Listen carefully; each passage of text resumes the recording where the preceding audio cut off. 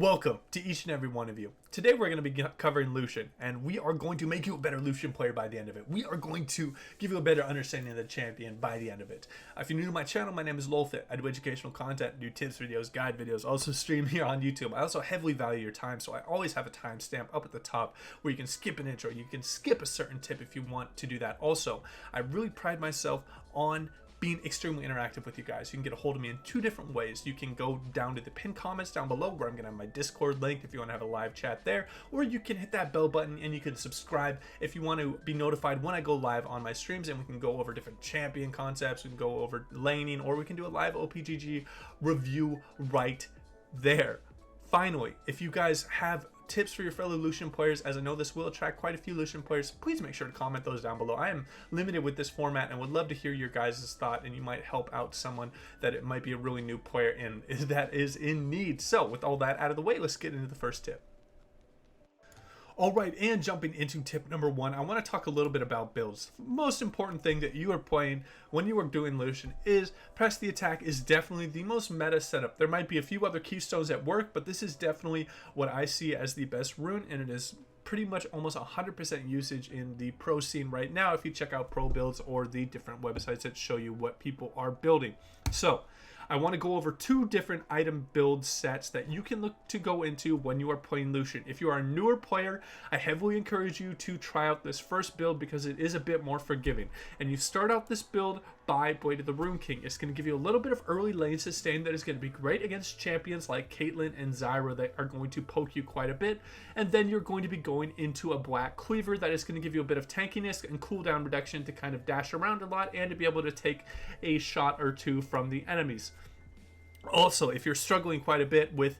you're still maybe getting one shot by a Talon or something, you can be going into things like Phantom Dancer and Ninja Tabbies. Lucian is great because he has a passive that's double tap that kind of artificially increases his base attack speed with these double taps and with getting constant abilities out and extra auto attacks from those abilities. So you do not have to go the traditional heavy attack speed, heavy crit build. So for the second item path that is maybe a little bit more for the intermediate or advanced players that go with Lucian, is you probably would still want to start the Blade of the Rune King, but you do not go the Black Cleaver after it. You want to go something like the Essence Reaver into the Infinity Edge, into maybe an attack speed and a crit item for people that are very comfortable with how Lucian plays out and they have kind of mastered the kiting. This is going to be a lot more of an optimal build because it has a lot more late game power to it, and it also has the power of the innate kit in the early and mid game of being very ability based. And that will wrap up tip number one for Lucian.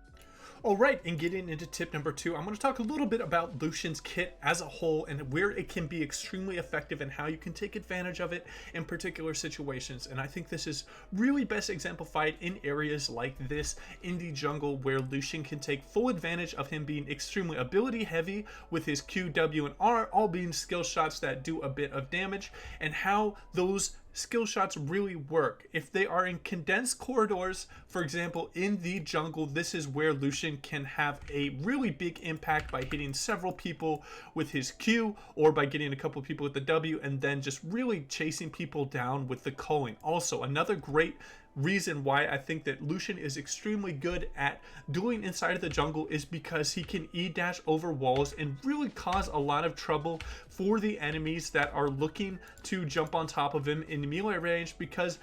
a lot of them are not going to be able to jump around as quickly and as freely as Lucian can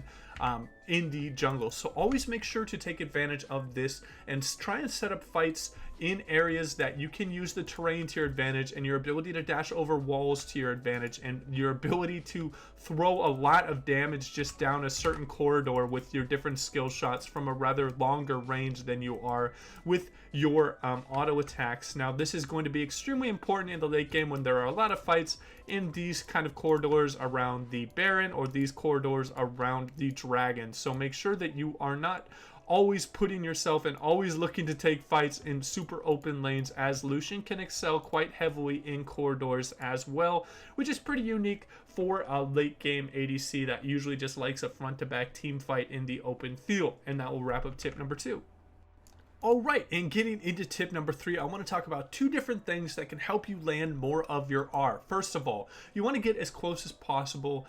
to the enemy champions when you're looking to all in with your R. You want to look to be at about right at your auto attack range like I am right here. And then the 2 different ways you want to look to use it is you want to have a W up before you do your R. If you didn't know, you get 80 additional movement speed when you are chasing after a marked target of the Ardent Blaze. So if you hit them with the W and then R, you will be able to run at them faster and be able to chase them down if they are dashing or flashing away from you. Second, you want to have an E up when you have your R going, because what this is going to allow is for you to reposition your R extremely quickly if they do a defensive spell where they're trying to get away from you. So make sure before you commit this 100 mana and this really long cooldown in the early game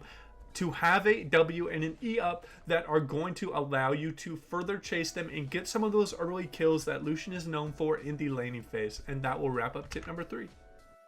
Alright, and jumping into tip number 4, I think one of the biggest things that separate kind of beginner Lucian players and more advanced and intermediate Lucian players is how effectively that they are using their passive in between each one of their abilities. So what I want you guys to do is go into a practice tool and just make sure that you have a pretty fluid combo down where you are weaving in your auto attacks in between your abilities and making sure that you are getting the most out of each one of your auto attacks and maximizing your damage. If you ever played any of those MMORPGs where they had like the damage charts like World of Warcraft, you have a certain rotation in those games, and what I want you guys to develop when you are looking to play Lucian is a rotation that's in your head that just gets burned into your muscle memory, similar to like sports as well, how you just do drills over and over again. Just go into the practice tool for a bit and just make sure that you are getting as many light slinger passives out of it as possible. And that will wrap up tip number 4. Alright, and getting into the final tip, I want to cover a concept that is pretty important, and I think the reason why Lucian has been able to see both play in the mid and play in the top lane, and that is his ability to kind of go in and out of engagements depending on who is stronger at the moment, and really respecting the enemy and also taking advantage of windows of time when the enemy has big cooldowns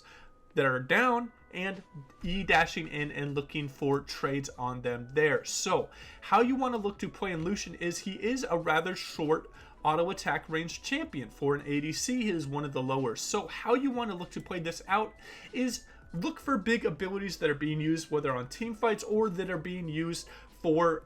farming. So for example, if you see a Zed and you're playing in the mid lane and he throws out a shuriken to last hit some backline minions, which he is prone to do against a ranged champion, that is the time where you would want to look to E-dash in and do a bit of damage and take advantage of that window that he does not have as much power as you do. So when you are laning, you can always look to have priority on Lucian just because of his strength in the early and mid game, and just farm with your auto attacks and do not use your abilities. What this is going to open up is large windows that the enemy is going to have to use their abilities from a little bit of a longer range than their auto attacks to farm CS, and you want to pounce on them and E into them and do a bunch of damage to them when you know their cooldowns aren't there. This is going to just provide you a rather large lane lead that's going to snowball into a CS lead, which is going to snowball into a tower plate lead, which is going to snowball into a roam advantage, which is going to snowball into a map advantage, which is going to snowball into objective control, which is going to snowball into finally a win game, hopefully. So having an understanding that every single minute of the game is a extremely important part of it, try to take advantage of those windows that you have more strength than your enemy. And that will wrap up my final tip. As always, guys, take it easy.